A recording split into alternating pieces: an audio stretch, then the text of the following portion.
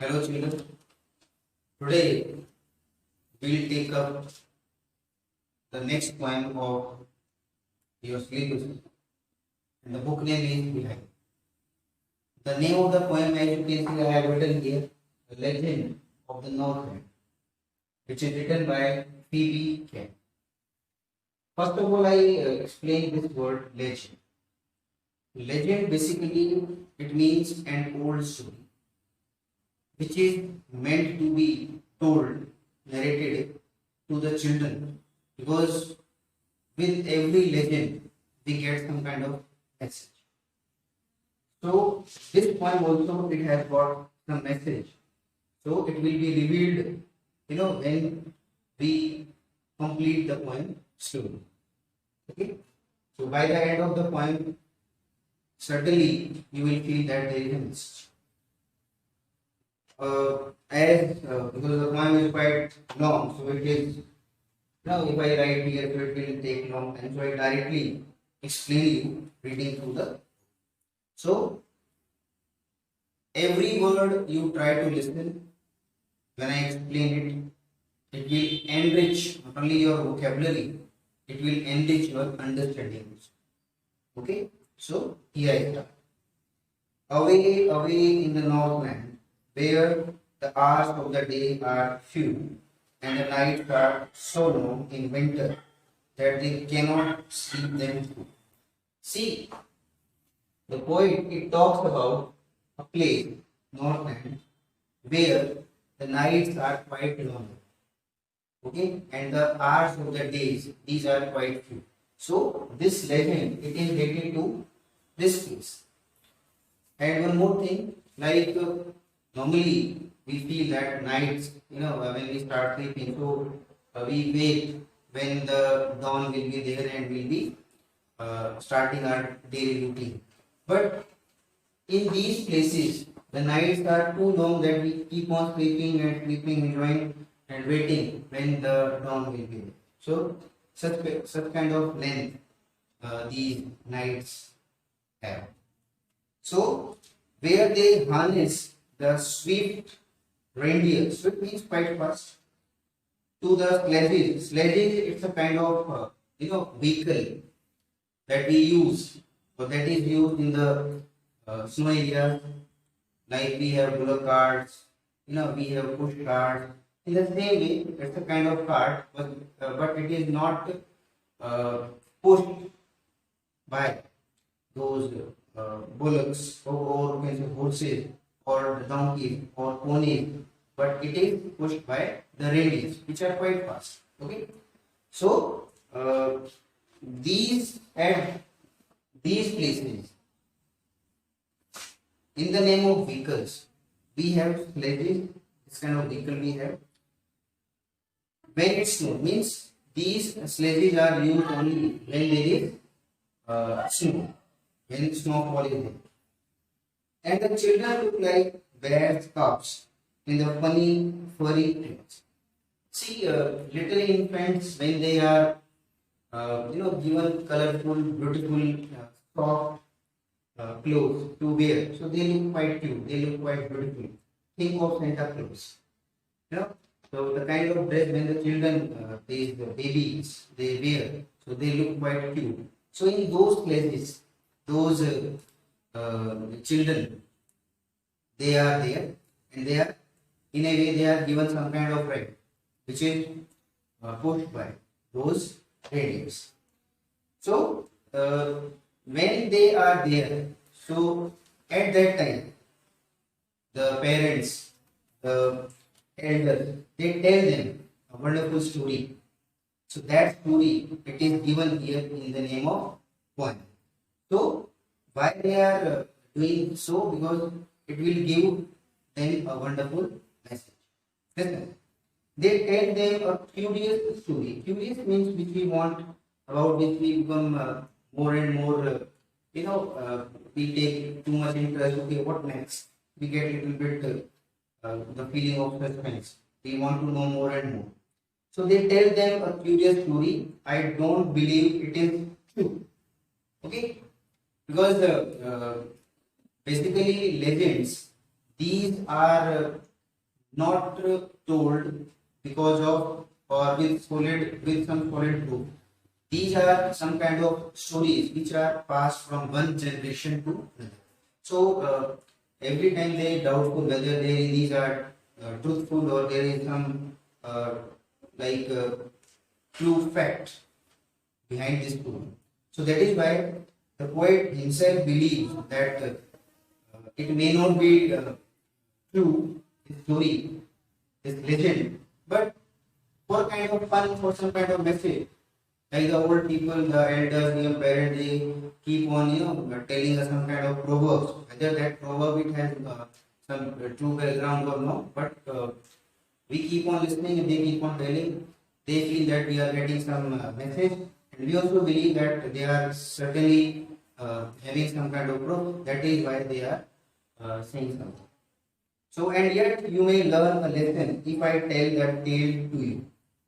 So, the poet also believes that if he tells the reader such kind of story, so certainly the reader will be getting some kind of message. So, here we start. This is about some saint. One saint is there, so it is related to that. So, what that story is, listen here. Once, when the good Saint Peter lived in the world below and walked about it preaching just as he did, See, it has some kind of rhyming scheme also. Like it is about, I told you, it is about an old saint. His name was Peter, and he used to live some kind of valley which was quite down in low area, you can say, and it was his duty because he was truly the follower of Jesus Christ, and it was his duty to spread the message, okay, of his preaching. So he uses his own methods, uh, spreading the true knowledge of Jesus Christ. So this was his duty. So it was his routine to wander here and there, spreading the knowledge, spreading the teaching of Jesus Christ, just as he did, and we know because it is like worldly phenomenon, like when the saints do such kind of thing, so they do it with extreme honesty and dedication. So he came to the door of a cottage in traveling around the earth. So while doing such kind of thing, while spreading such kind of message, one day he happens to be outside a cottage in traveling around the means it was his duty. I told you he used to move here and there spreading message. So one day uh, he did not have any source of money. So what he used to do is to get some kind of alms, some kind of like food from some house, and in this way he used to uh, he used to do something for his survival. So he went to that cottage, and there what he did, where a little woman was making cakes and baking them on the hearth oven, you can see. So he saw that there was a lady woman, and she was baking some kind of cake on oven. So, and being faint with fasting, for the day was almost done, and it was like the whole day he went here and there, and he was quite tired. He hadn't have anything. He like at that time he did not have anything to eat, so it was almost like fasting. So uh, he was feeling little bit hungry also. So he asked her from her store of cakes to give him a single one. So he demanded from that lady, because she had many cakes. It was fully stored. So from that store, he demanded one cake from that old lady. So he was expecting that the lady would certainly give him something to eat. So she made a very little cake, but as it baking lay, she looked at it, thought it seemed too large to give her. See, now, very important feature of that lady, it has been revealed. Like when it was asked from that lady, that she should be giving something to eat to that old man, Peter Saint, like Saint Peter. So she deliberately took a little bit piece of that dough and she started baking it.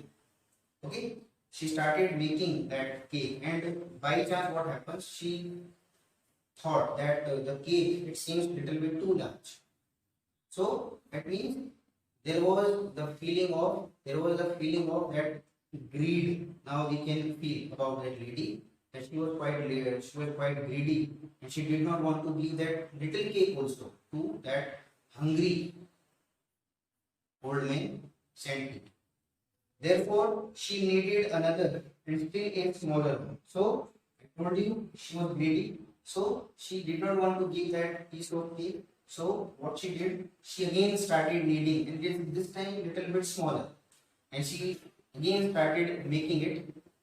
But it looked when she turned it over as large as the first had done. But when it was ready, so she thought that it was again the same kind of large piece of cake like the earlier, and she did not want to part it from her also. So again she felt that it should not be given to Saint Peter. But every time she was feeling it, every time she was like to give it, but again and again she was feeling that it should not be given. So some kind of greedy nature we are feeling that it has been revealed. Then she took a tiny scrap of dough and rolled it flat. So now what she did, she took again a tiny piece of dough and she started rolling it with that pin. Okay, roller pin, and then she gave it this kind of shape like wafer. Okay, so now she thought that in place of cake, better it would be it would be better to give that old man wafer. So she and baked it thin as a wafer, and she could not part with it. But this wafer also, this you can say quite flat, thin wafer also, she did not want to give that old man. So that is also you can say like revealed that how touchy, how poor that lady was. Like she did not want to give anything in the name of charity. So what she said, my cakes that seems too small when I eat of them myself, but are yet too large it give away. So she put them on the shelf. See, this is the mental capacity. This is the mentality of that lady. Now we are coming, to understand.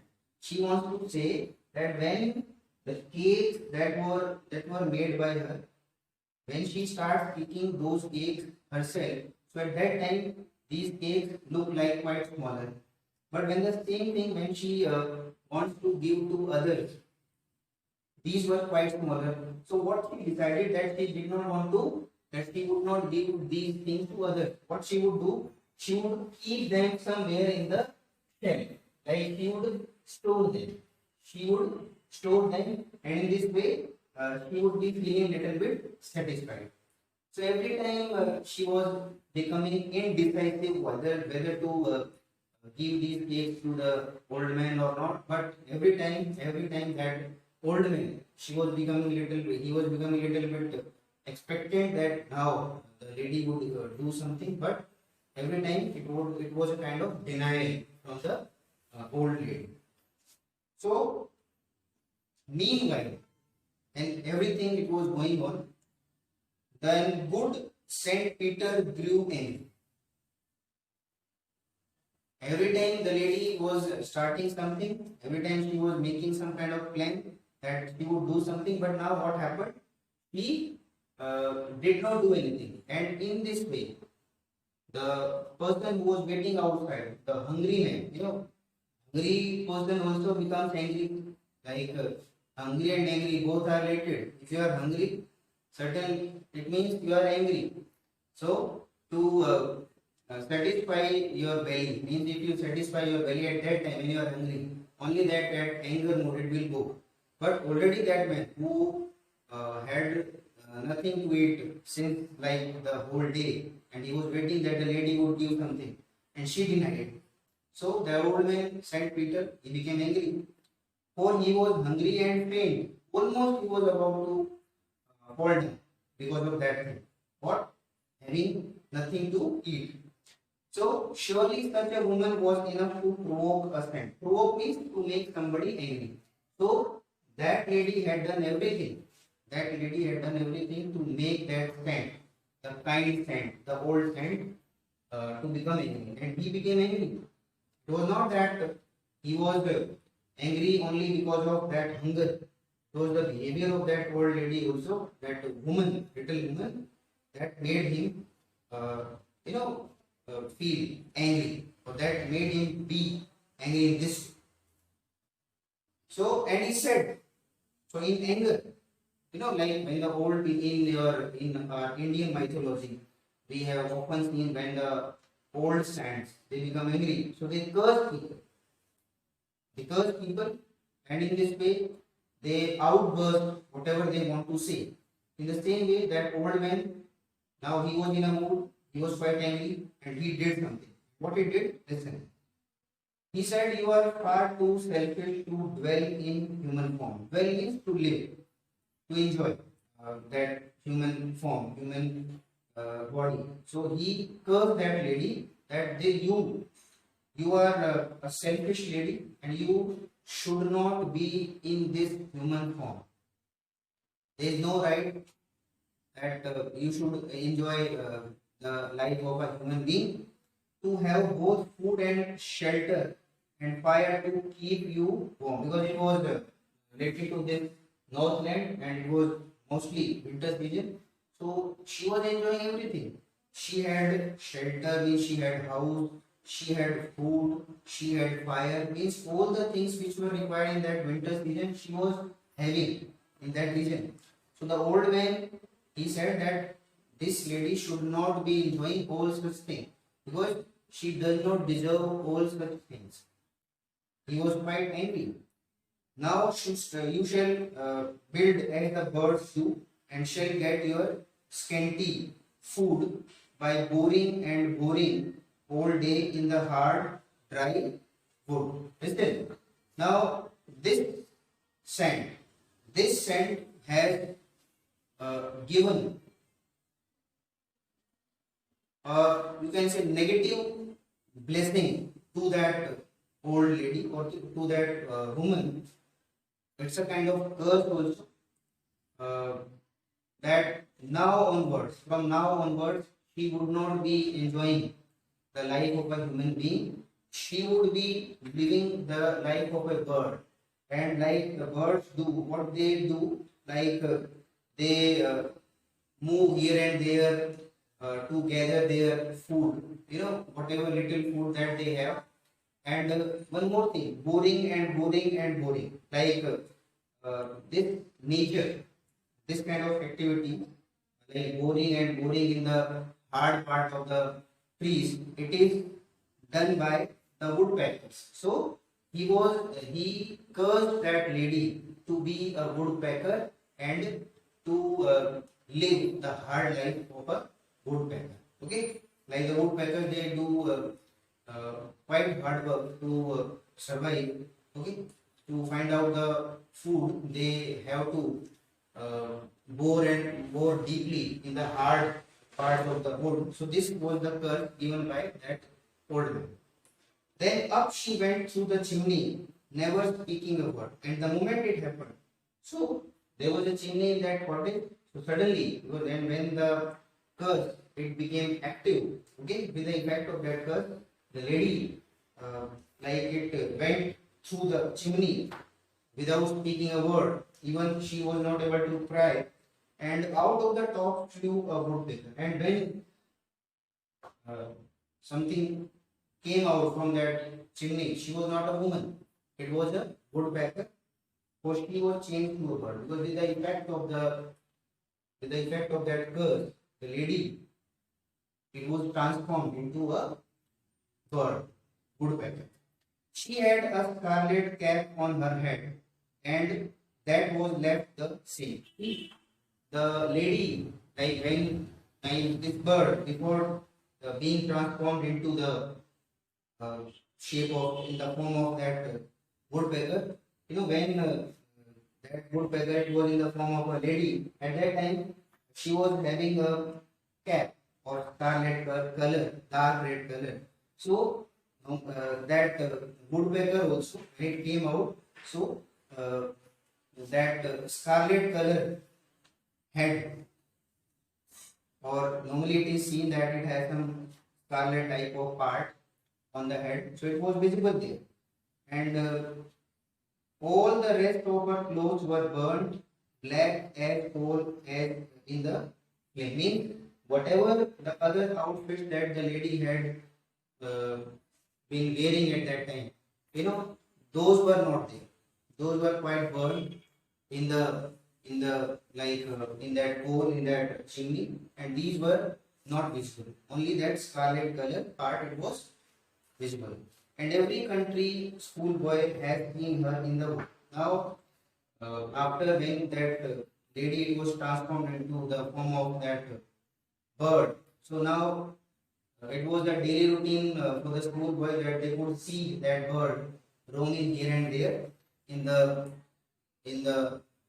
forest, or in the whether it is outside or inside, where she lives in the trees till this very day, boring and boring for food. And still, in the present time also, it is the effect of that curse given by the old Saint Peter, that still that still that woodpecker, its life, it is same.